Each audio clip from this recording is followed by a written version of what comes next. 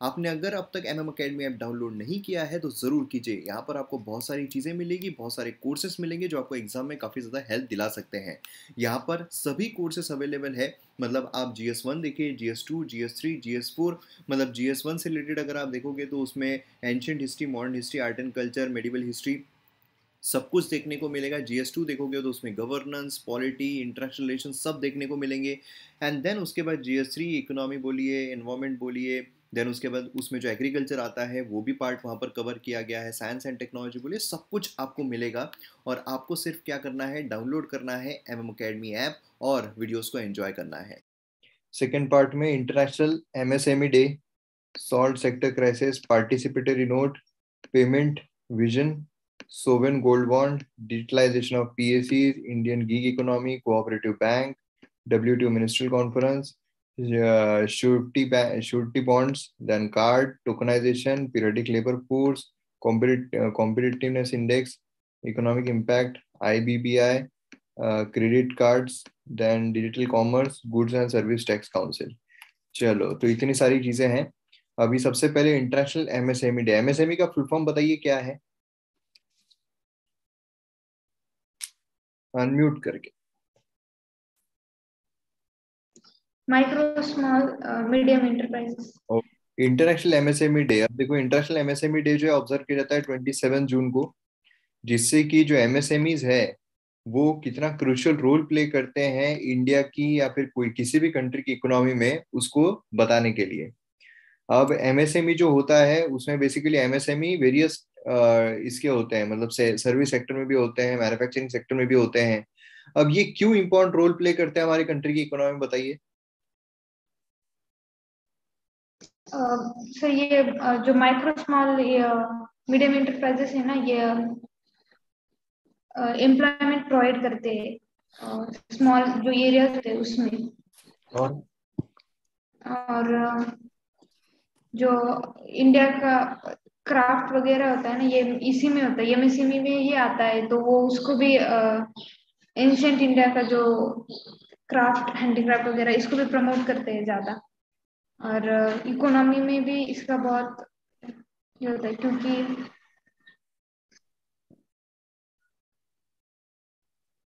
Theme क्या थी 2012 की, रेजिलियंस एंड रीबिल्डिंग। तो ये जो थीम है ये देखने को मिलती है, ये थीम इंपॉर्टेंट रहती है, ठीक है। अब यहाँ पे ऑब्जेक्टिव क्या है, जिससे कि जो MSME का पोटेंशियल है वो यहाँ पर रिकग्नाइज हो सके, लोगों की अवेयरनेस जो है वो यहाँ पर फैले MSME को लेकर, और सस्टेनेबल डेवलपमेंट जो है उस पर हम जा सके। तो ये चीजें देखने को मिलती है। इसका सिग्निफिकेंस जो है वही है कि MSME बहुत जबरदस्त तरीके से काम करती है, अगर वो एम्प्लॉयमेंट अपॉर्चुनिटीज प्रोवाइड करती है, ग्रोथ प्रोवाइड करती है, टेक्नोलॉजिकल एडवांसमेंट, ये सारी चीजें जो प्रॉब्लम्स आते हैं वो काहे में आते हैं, एक तो जो स्किल्ड लेबर फोर्स है, देन उसके बाद टेक्नोलॉजी है, ये सारे प्रॉब्लम्स देखने को मिलते हैं, है ना। तो ये MSME का बेसिकली होता है। अब MSME जो है इसकी बेसिकली अगर आप देखोगे तो micro small medium size enterprise, ये मतलब ऑर्गेनाइजेशन होती है that do not usually employ more than 250 employees, है ना। लेकिन जॉब जो है काफी ज्यादा यहाँ पर वो क्रिएट करती है। इसमें क्लासिफिकेशन अगर आप देखोगे तो अलग अलग क्लासिफिकेशन जो MSME का वो दिया हुआ है इन्वेस्टमेंट टर्नओवर के बेसिस पर। तो investment 1 crore, 10 crore, 20 crore, and turnover 5 crore, 50 crore, 100 crore. अब रोल क्या है इंडियन इकोनॉमी में MSME का, कि ग्रोथ जो है उसको एक्सेलरेट करना, देन उसके बाद एक्सपोर्ट जो है उसको यहाँ पर अपग्रेड करना, जो सप्लाई चेन है उसको अपग्रेड करना, देन एम्प्लॉयमेंट जनरेशन जो है वो यहाँ पर प्रोवाइड करना। अभी हाल ही में आपने देखा होगा चाइना जो है उसके 12,000 के ऊपर जो कीमत के जो मोबाइल है उस पर मतलब उसको बंद कर देगी, है ना।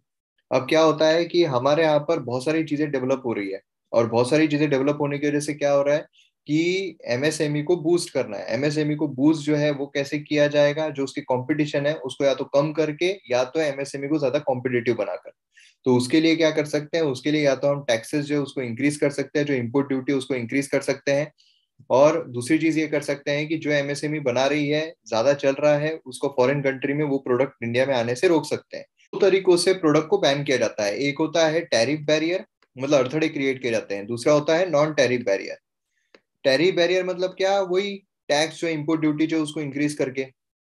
दूसरा होता है नॉन टैरिफ। नॉन टैरिफ मतलब क्या है, जो पैसे से रिलेटेड नहीं है, स्टैंडर्ड, ये स्टैंडर्ड में बैठ नहीं रहा है, वो स्टैंडर्ड में नहीं बैठ रहा है, हमको ऐसा चाहिए, हमको प्राइवेसी इतनी चाहिए, ये चाहिए, वो चाहिए, तो उस बेसिस पर अड़थड़े जो है वो क्रिएट किए जाते हैं। ठीक है। तो एमएसएमई जो है वही है कि इस तरीके से काम होता है, वो होता है, वो होता है, बाकी कुछ ये नहीं है, बाकी तो आपको पता है। देन उसके बाद यहाँ पर सॉल्ट सेक्टर क्राइसिस। अब देखो सॉल्ट इंडस्ट्री जो है एनॉर्मस चैलेंजेस फेस कर रही है डिमांड जो है उसको मीट करने में। फार्मर लो प्राइसेस यहाँ पर फेस कर रहे हैं क्योंकि non availability of minimum support price. Then position of salt sector India में क्या है? India rank third in the production of salt. मतलब यूएसए और चाइना के बाद इंडिया का ही नंबर आता है जहां पर वो सॉल्ट जो है उसका निर्माण करता है। सॉल्ट में इंडिया क्यों थर्ड नंबर पर होगा, मुझे बताओ। सर जो इतनी बड़ी कोस्ट लाइन है ना, उसकी वजह से भी। हाँ। और अब इसमें ट्रॉपिकल कंट्री है तो इवापोरेशन भी होता है ज्यादा। इसमें भी देखो आप, सी सॉल्ट जो है वो 70% of total salt production contribute करता है। तो दूसरी कौन सी टेक्निक होगी जिससे सॉल्ट बना सकते हैं? सर वो जो रॉक साल्ट होता है ना, वो माइनिंग से निकालते हैं वो। तो वो चीज रहना चाहिए। सॉल्ट मैन्युफैक्चर एक्टिविटीज जो है वो यहाँ पर कोस्टल जो स्टेट्स है वहां पर की जाती है। देन गुजरात जो है वो यहाँ पर 28.5 मिलियन टन जो है सॉल्ट पर ईयर प्रोड्यूस करता है। वर्ल्ड वाइड ये सारी चीजें इंपॉर्टेंट नहीं है। मेथड्स क्या होती है? सोलार इवेपोरेशन मेथड है। इसमें सॉल्ट जो है वो इवेपोरेट होता है, देन उसको कैप्चर किया जाता है, जो हम अक्सर देखते हैं। Then rock salt mining method होती है। अभी ये क्या एमपीएससी में, अभी जो एमपीएससी हुई थी 21 अगस्त को, उसमें आई थिंक, मतलब ऐसे एकदम कंफर्म नहीं लेकिन ऐसा इस पे क्वेश्चन था कि सॉल्ट मुंबई में, बेसिकली मुंबई में अगर देखा जाए, उस टाइम पे तो बॉम्बे था, तो बॉम्बे में कहाँ कहाँ पर सॉल्ट जो मैन्युफैक्चरिंग है वो देखने को मिल रहा था, ऐसा कुछ तो भी क्वेश्चन आया था। तो उसमें एक तो कौन सा था, वडाला चरनी रोड, सीएसटी वडाला, ऐसा कुछ तो भी ऑप्शंस थे। तो मतलब मैं क्वेश्चन की आपको रेंज बता रहा हूँ कैसे क्वेश्चंस आ सकते हैं। सॉल्ट, अब ये सॉल्ट न्यूज में चल रहा है तो इस पर किस तरीके से क्वेश्चंस आ सकते हैं। तो मतलब कहाँ कहाँ पर इंडिया में सॉल्ट मैन्युफैक्चर होता है, ऐसे भी क्वेश्चन जो है वो आ सकते हैं। तो रॉल सॉल्ट माइनिंग मेथड जो है यहाँ पर रूम एंड पिलर सिस्टम जो है वो यहाँ पर माइनिंग की यूज की जाती है। ठीक है। देन उसके बाद यहाँ पर वैक्यूम इवेपोरेशन मेथड जो है ये भी इस्तेमाल होती है। इसमें evaporation of salt drawing steam heat के जरिए की जाती है। ठीक है। तो ये तीन मेथड जो है वो देखने को मिलते हैं। अब सॉल्ट सेक्टर क्राइसिस चल रहे हैं, Indian salt manufacturing association demand कर रहा है कि भाई यहाँ पर हमको एमएसए, मतलब मिनिमम सपोर्ट प्राइस जो है वो यहाँ पर प्रोवाइड करो। तो ये प्रॉब्लम्स हो रहे हैं, वेज, सोशल सिक्योरिटी, ये सारी प्रॉब्लम देखने को मिल रही है। अब यहाँ पर गवर्नमेंट जो है उनका क्या रोल है? सॉल्ट जो है वो सेंट्रल सब्जेक्ट है, बहुत इंपॉर्टेंट हो गया है पॉलिटी के सिनारियो में। सॉल्ट काय में आता है? सेंट्रल सब्जेक्ट है। 58 यूनियन लिस्ट में दिया हुआ है, 7th schedule of the constitution, it is listed as mining industry. तो ये माइनिंग इंडस्ट्री में सॉल्ट जो है वो देखने को मिलता है, बहुत बहुत बहुत बहुत इंपॉर्टेंट है। ठीक है। देन गवर्नमेंट ने यहाँ पर डी लाइसेंस्ड किया है सॉल्ट इंडस्ट्री को, deleting provision relating to salt central excise act. ठीक है। तो ये चीज जो है सबसे इंपॉर्टेंट यही है कि लिस्ट में कौन सा आता है, यूनियन लिस्ट में देखने को मिलता है। ठीक है। देन उसके बाद यहाँ पर पार्टिसिपेटरी नोट। अब इस पार्टिसिपेटरी नोट को पी नोट जो है वो भी कहा जाता है। अब ये प्योर इकोनॉमी वाला आ गया। पार्टिसिपेटरी नोट इकोनॉमी के कोर्स में हमने देखा हुआ है।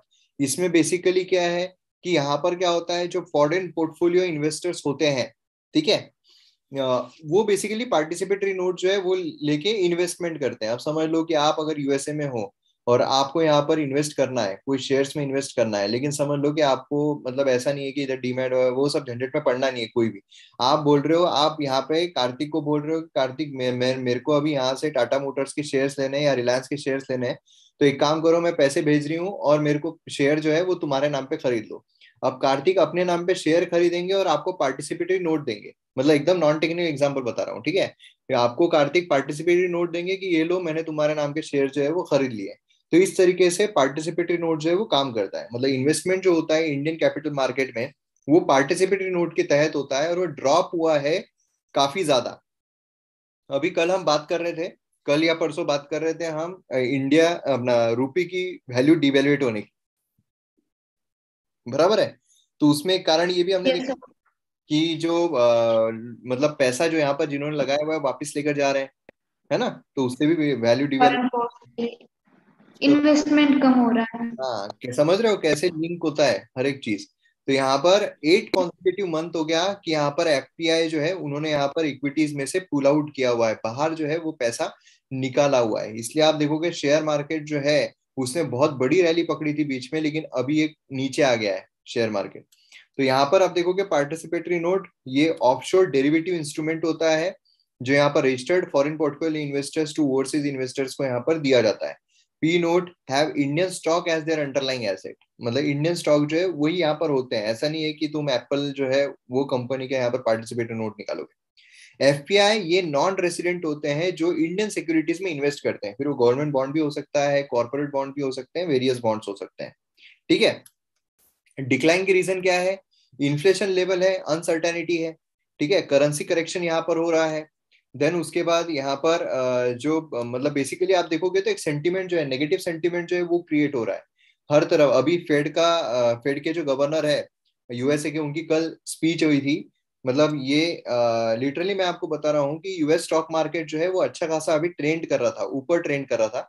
उनका बस ये, उन्होंने भाषण में सिर्फ इतना बोला कि जो इन्फ्लेशन है उसको वापस कंट्रोल में लाने में थोड़ा टाइम लगेगा, तो हो सकता है कि हम हाउकिश मॉनेटरी पॉलिसी जो है वो अपनाए। मैं यूएसए के फेड गवर्नर की बात कर रहा हूँ, यहाँ के नहीं। तो वहां का जो शेयर मार्केट है वो मतलब डॉ जोन्स जो है 1000 पॉइंट्स नीचे गिरा, 1000 पॉइंट्स एक दिन में। मतलब ये ऑलमोस्ट नामुमकिन रहता है इतना फॉल होना, मतलब क्रैश के जैसा इसको माना जाता है। तो अब मंडे को जब इंडिया का मार्केट ओपन होगा तो वही सिनारियो दिखेगा कि इंडिया का मार्केट भी काफी लो नीचे जो है वो उसकी ओपनिंग हो सकती है। तो इस तरीके से क्या हो रहा है कि जब नेगेटिव सेंटिमेंट्स क्रिएट हो रहे हैं, आप समझ लो, अब सबको पता है कि इंडिया का मार्केट जो है मंडे को काफी नेगेटिव ओपन होने वाला है। मतलब इंडिया का मार्केट जो है पुल बैक लेने वाला है और नीचे जाने वाला है। तो मतलब क्या होगा, सब अपना प्रॉफिट बुक करके बाहर निकल जाएंगे।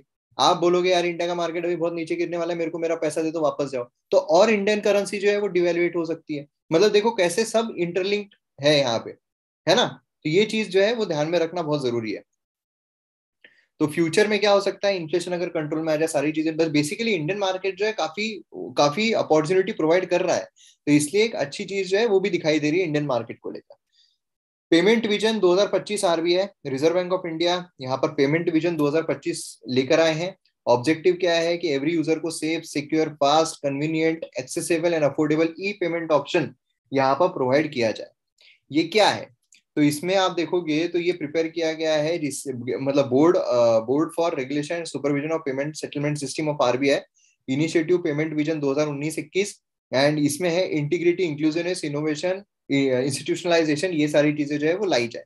थीम क्या है? E payment for everyone, everywhere, every time, 4 E's, कि ई पेमेंट जो है वही करना है। बेसिकली ई पेमेंट जो है आप उसके फायदे जो है वो तो बहुत गिना सकते हो, क्या आप नुकसान गिना सकते हो उसके?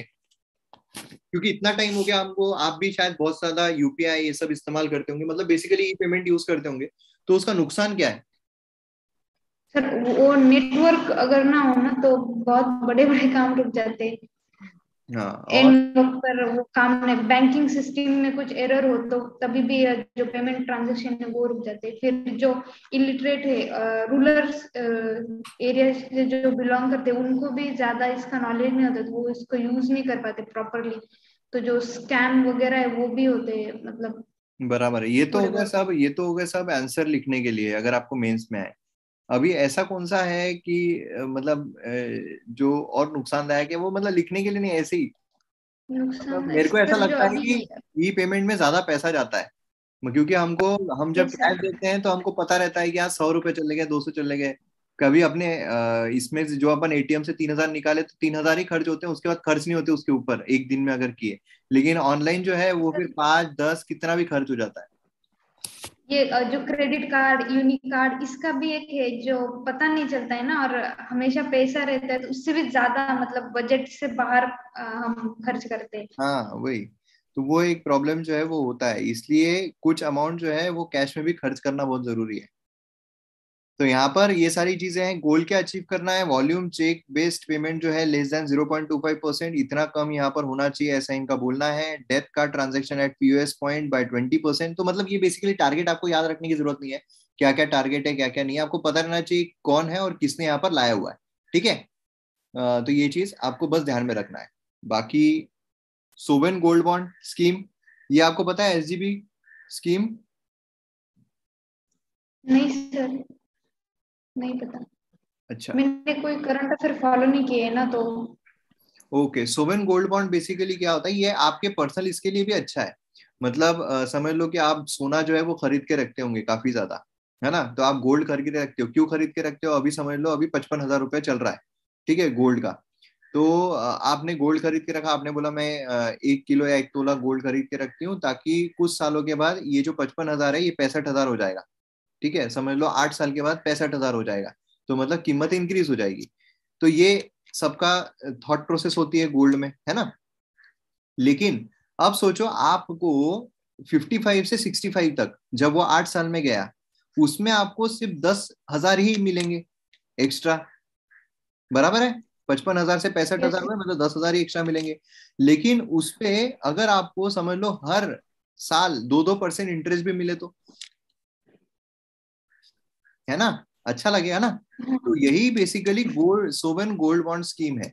इसमें क्या है, आपको फिजिकल गोल्ड नहीं लेना है, आप बॉन्ड खरीद रहे हो, और वो भी डिस्काउंटेड प्राइस पर। समझ लो 55,000 रुपये चल रहा है, तो आपको कुछ डिस्काउंटेड प्राइस पर, कितना भी हो सकता है, समझ लो 53 या 52 या 51, है ना? तो 51 इस कितने भी इसका मिलता है। तो 51,000 के हिसाब से आपने गोल्ड बॉन्ड जो है वो खरीद लिया। अब आपने गोल्ड बॉन्ड खरीद लिया, आपने समझ लो कि 1 तोले का खरीद लिया, तो 51,000 रुपीज आपके गए। जो आप फिजिकल यस। गोल्ड लेते थे तो 55,000 जाते थे, है ना?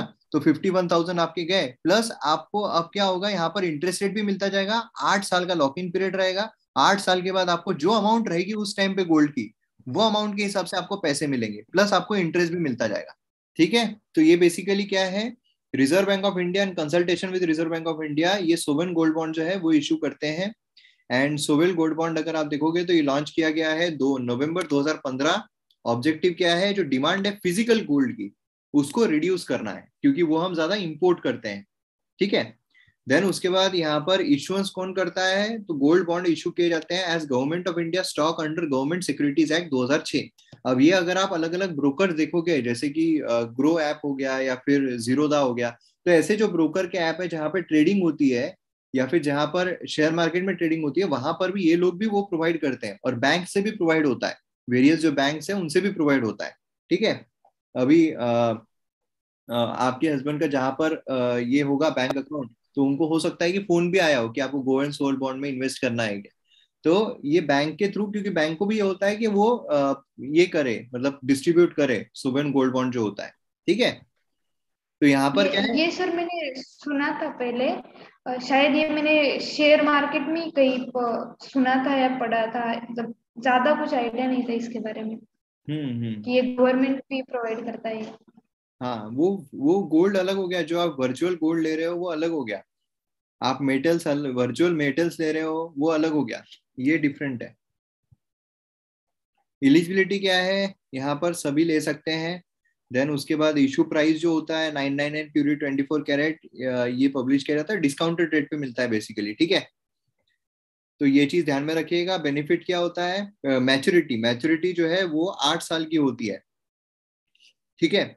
और मिनिमम परमिसिबल इन्वेस्टमेंट 1 ग्राम का होता है, 1 ग्राम ऑफ गोल्ड। ठीक है। एंड बेनिफिट क्या है, कोलैटरल, लोन के लिए कोलैटरल भी रख सकते हो आप अगर आपको लोन लेना है। ठीक है। देन उसके कैपिटल गेन्स टैक्स जो है वो रिडीम होता है यहाँ पर। Capital gain profit earn on the sale of asset, stock, bond, real estate, ये सारी। डिसएडवांटेज क्या है, लॉन्ग टर्म इन्वेस्टमेंट है, 8 साल का लॉक इन पीरियड रहता है ना? एंड सोवेन गोल्ड बॉन्ड जो है listed on exchange, but trading volumes are not high, high नहीं है उसका। तो ये चीज ध्यान में रखिएगा। डिजिटलाइजेशन ऑफ पीएसीज, जो पीएसी है यहाँ पे, मतलब basically primary agriculture credit society, तो इसके बारे में बात की जा रही है। ठीक है। पीएसी क्या है ये सिर्फ आपको पता रहने को होना, प्रीलिम्स में अगर आपको स्टेटमेंट आ जाए। ये ground level cooperative credit institutions होता है। ठीक है। जो short term medium term agriculture loan provide करते हैं फार्मर को, जिससे कि एग्रीकल्चर में फार्मर जो है उनको फटाफट, जो होता है ना कि यार अभी सीजन आ गया है, वो बैंक वाले टाइम लगा रहे हैं, तो फटाफट यहाँ पर लोन लो और ये कर लो। ये ग्रास रूट लेवल पर काम करते हैं। ये फॉर्म किया गया है primary agriculture society credit society 1904 में। ऑब्जेक्टिव क्या है, कैपिटल फटाफट रेस किए जाए, जो लोन है वो प्रोवाइड करने के लिए, डिपॉजिट जो है मेंबर्स की कलेक्ट किए जाए, इनपुट एंड सर्विस जो है रिजनेबल प्राइस पर प्रोवाइड किए जाए, नेसेसरी अरेंजमेंट्स मिले, और इनकम जनरेटिंग एक्टिविटीज जो है वो भी यहाँ पर मिल जाए। ठीक है, समझ में आ गया, बाकी कुछ इसमें ये नहीं है। इश्यूज क्या है, इनएडिक्वेट कवरेज है भाई, इतना कवरेज नहीं मिलता है, रिसोर्सेस काफी कम है, देन लिमिटेड क्रेडिट है, इतना पैसा नहीं है, ओवरड्यू बहुत ज्यादा है, मतलब पैसा जो है वापस आने का नाम नहीं लेता है, तो ओवरड्यू बहुत ज्यादा हो जाते हैं। ठीक है, और जो बिगर लैंडलॉर्ड्स होते हैं वो अनड्यू एडवांटेज ले लेते हैं, भाई मेरे को दे पैसा, मेरे को दे, मतलब बेसिकली जो फार्मर को एक्चुअल में जरूरत है उसको नहीं जाता है, जो बड़े बड़े लैंडलॉर्ड्स है वही पैसा ले लेते हैं। तो ये यहाँ पर प्रॉब्लम्स जो है फेस किए जाते हैं, तो ये मेंस पर्सपेक्टिव से इंपॉर्टेंट है।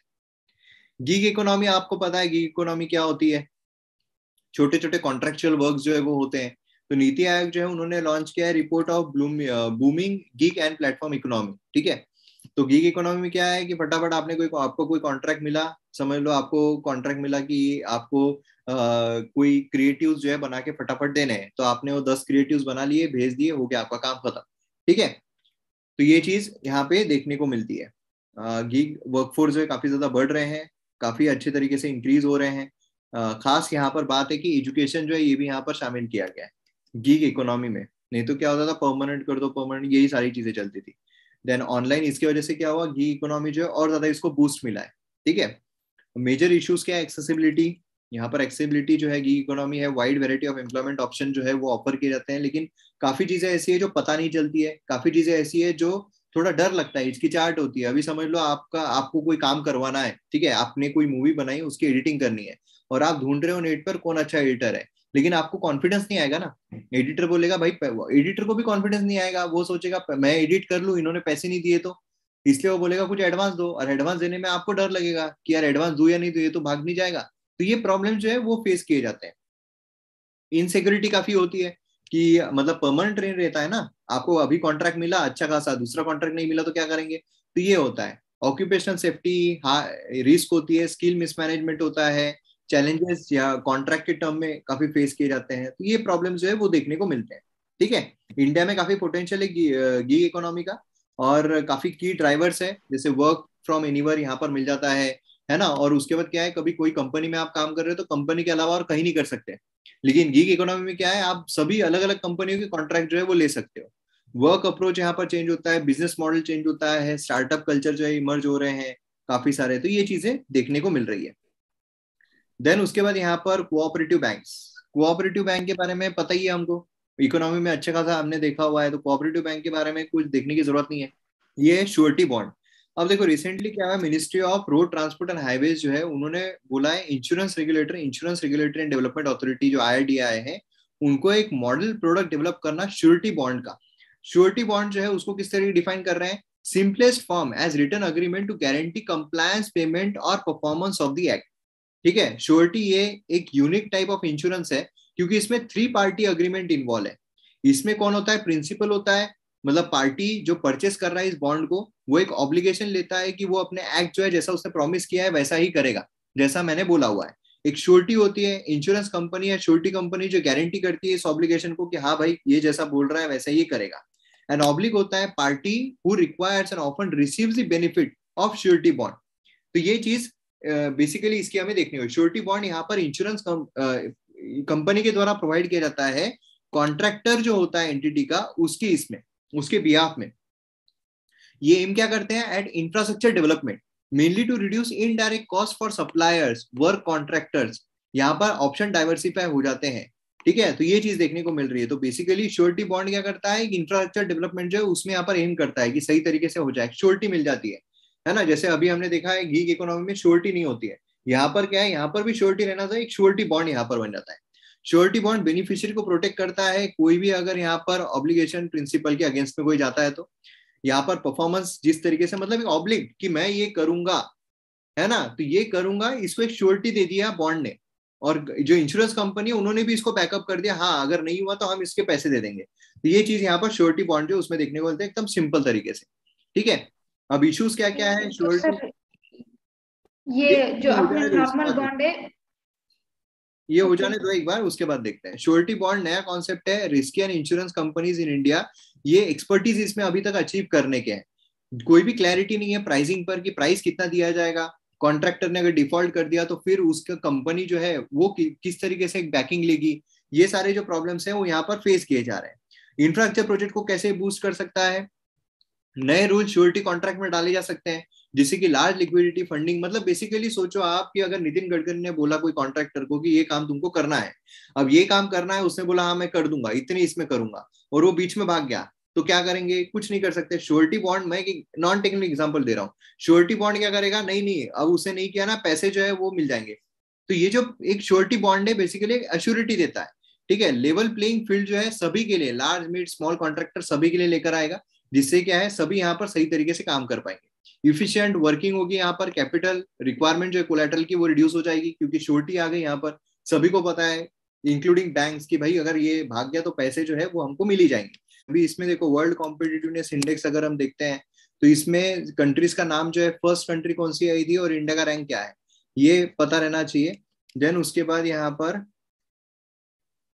ये आईएमडी जो है ये स्विस फाउंडेशन है, स्विट्जरलैंड में बेस्ड है, ये एक दूसरी चीज पता रहना चाहिए। और इंडिया ने शार्पेस्ट राइज जो है एशियन इकोनॉमीज में ये यहाँ पे किया है। वर्ल्ड कॉम्पिटिटिवनेस इंडेक्स जो है वो बेसिकली क्या देखता है? अलग अलग फैक्टर्स, इकोनॉमिक परफॉर्मेंस देखता है, गवर्नमेंट इफिशिएंसी देखता है, बिजनेस इफिशिएंसी देखता है और इंफ्रास्ट्रक्चर देखता है, ठीक है। बस इतनी चीजें जो है ना, इतनी चीजें आपको ध्यान में रखनी है, बाकी आपको मेंस में इस पर कोई क्वेश्चन नहीं आएगा। इतनी चीजें आपको ध्यान में रखनी है, और ये पहला जो है पब्लिश किया था 1989, ठीक है। इतना आपको ध्यान में रखना है, 4 फैक्टर्स ध्यान में रखने हैं, कब शुरू हुआ था, कौन सी कंट्री पहली है, इंडिया का रैंक कौन सा है, इंक्रीज हुआ है, डिक्रीज हुआ है, बस। अब इसमें इंक्रीज क्यों हुआ है? तो मैन्युफैक्चरिंग कैपेसिटी जो है वो इंक्रीज हुई है, टेक्नोलॉजिकल एडवांसमेंट जो है वो देखने को मिल रहा है। तो ये कुछ चीजें हैं जिसकी वजह से इंडिया जो है वो ऊपर जा रहा है। Economic impact on select decision of the SC and NGT, supreme court, national green tribunal. National green tribunal के बारे में इसमें पता रहना चाहिए। बाकी जो स्टडी है इसने क्या फाइंड किया है क्या नहीं किया है ये यहाँ पे इंपॉर्टेंट नहीं बनता है, ठीक है। एनजीटी के बारे में आपको पता है, हमने ऑलरेडी हमारे इसमें देखा हुआ है, इकोनॉमी में देखा था या पॉलिटी में देखा था? और सर ये गवर्नेंस में देखा था शायद। ओके, तो यहाँ पे अमेंडमेंट है आईबीबीआई में। अब insolvency and bankruptcy board of India, देखो इंसॉल्वेंसी एंड बैंकरप्सी कोड सुना है आपने? Insolvency and bankruptcy code yes sir. काय के लिए होता है?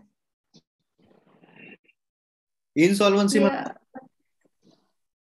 इंश्योरेंस मतलब वही दिवाला, बैंक, बैंकरप्सी मतलब दिवाला। पूरा करप्ट। हाँ, मतलब वो नहीं कहते पूरा करप्ट हो जाना, मतलब अकाउंट में पैसे नहीं रहना बिल्कुल। हाँ, तो अब यहाँ पे समझ लो किसी के अकाउंट में अगर पैसे, उसने लोन लिया और उसके अकाउंट के पूरे पैसे खत्म हो गए, तो क्या होगा? कुछ ना कुछ तो उसका सोल्यूशन निकालना पड़ेगा। यहाँ पे बात वो नहीं हो रही है 1 या 2 लाख किसी ने लिया और वो दिवालिया हो गया, बात ये हो रही है किसी ने 1000 1000 करोड़ लिए हैं, 2000 करोड़ लिए हैं, 500 500 करोड़ लिए हैं, तो उनका क्या होगा? तो एक तो हमने कल के इसमें देखा था बैड बैंक, है ना, बैड बैंक जो है काम करता है। यहाँ पर बेसिकली एक प्रोसेस क्या होती है, इंश्योरेंस एंड बैंकरप्सी कोड होता है। ये मतलब क्या है कि अगर ऐसा कोड हो रहा है तो फिर इसमें क्या किया जाएगा? पहले यहाँ पर कोई हम रिड्रेसल मैकेनिज्म ला सकते हैं क्या? मतलब पहले हम उसको और थोड़ा, मतलब समझ लो किसी ने कोई कंपनी खड़ी की, उसने लोन लिया, अब वो कंपनी डूब गई तो पैसा वापस नहीं दे पा रहा है। अब क्या उसकी कंपनी को अगर थोड़ा हम और पैसा दे तो क्या हम उस कंपनी को फिर से खड़ा कर सकते हैं? तो वो एक एवरग्रीन लोन टाइप हो गया, चलो भाई और थोड़ा लोन दे देते हैं, फिर वो कंपनी खड़ी हो सकती है। या दूसरा, 25 साल में देना था आप 35 साल में दे दो, आपको 10% इंटरेस्ट देना था आप 8% इंटरेस्ट दे दो, आपको इतने दिन में, मतलब कुछ ना कुछ यहाँ पर करके हम क्या उसको बेहतर कर सकते हैं। और लास्ट में फिर होता है लिक्विडेशन। लिक्विडेशन मतलब क्या है? जो उसने कोलेटरल रखा हुआ है उस कोलेटरल को बेच देना, ठीक है। तो इंसॉल्वेंसी एंड बैंकरप्सी कोड है। इंसॉल्वेंसी एंड बैंकरप्सी कोड कौन देख रहा है? Insolvency and bankruptcy board of India, ठीक है। तो इसी के चेंजेस जो है यहाँ पर देखे जा रहे हैं। तो बेसिकली क्या है कि जो भी यहाँ पर कंप्लेंट्स आती है, कैसे वो कंप्लेंट जो है वो रिजॉल्व की जाए, कि कंप्लेंट करेगा ना कोई, तो कंप्लेंट जो है रिजॉल्व कैसे की जाए, तो इसी के बारे में यहाँ पर बात हो रही है, ठीक है। Insolvency and bankruptcy board of India जो है, इंसॉल्वेंसी एंड बैंकरप्सी कोड 2016 के अंडर में आता है। इसमें कोड जो है वो इम्प्लीमेंट करना है, इंसॉल्वेंसी रिजोल्यूशन जो है वो निकालना, यूनिक रेगुलेटर है और रेगुलेटरी ओवरसाइट है इंसॉल्वेंसी प्रोफेशनल्स के लिए। तो ये चीज देखिए, ओपन नेटवर्क के बारे में यहाँ पे पूरा ये आ जाएगा, अगर पढ़ना भी है तो देख लेना हो, ठीक है। बाकी एग्जाम के लिए मेरे को खास नहीं लगता है। Goods and service tax council के बारे में आपको पता है, वो ऑलरेडी हमने देखा हुआ है, ये कॉन्स्टिट्यूशनल इसको स्टेटस जो है वो दिया हुआ है ना। और इसकी मीटिंग हुई थी, गुड्स एंड सर्विस में कितने पैसे बढ़ाएंगे कितने नहीं बढ़ाएंगे। जीएसटी काउंसिल जो है, ज्वाइंट फोरम ऑफ सेंटर और स्टेट का सेटअप किया गया president as per article 279A। Then member जो उसमें यूनियन फाइनेंस मिनिस्टर होते हैं, यूनियन मिनिस्टर ऑफ स्टेट्स होते हैं फ्रॉम द सेंटर, और हर एक स्टेट जो है वो अपना मिनिस्टर इंचार्ज नॉमिनेट करता है। जीएसटी के रेट क्या रहेंगे वो सारी चीजें यहाँ पर डिसाइड की जाती है, एंड टैक्स स्ट्रक्चर कैसा रहेगा ये सारी चीजें भी उसमें देखी जाती है। ठीक है, इनडायरेक्ट टैक्स है, इसमें सभी टैक्स जो है वो इंक्लूड हो गए हैं, वैट वगैरह सब इंक्लूड हो गया है। तो ये चीज पूरी ओवरऑल देखने को मिलती है। ठीक है, तो ये हो गया हमारा सेकेंड पार्ट। कोई डाउट है?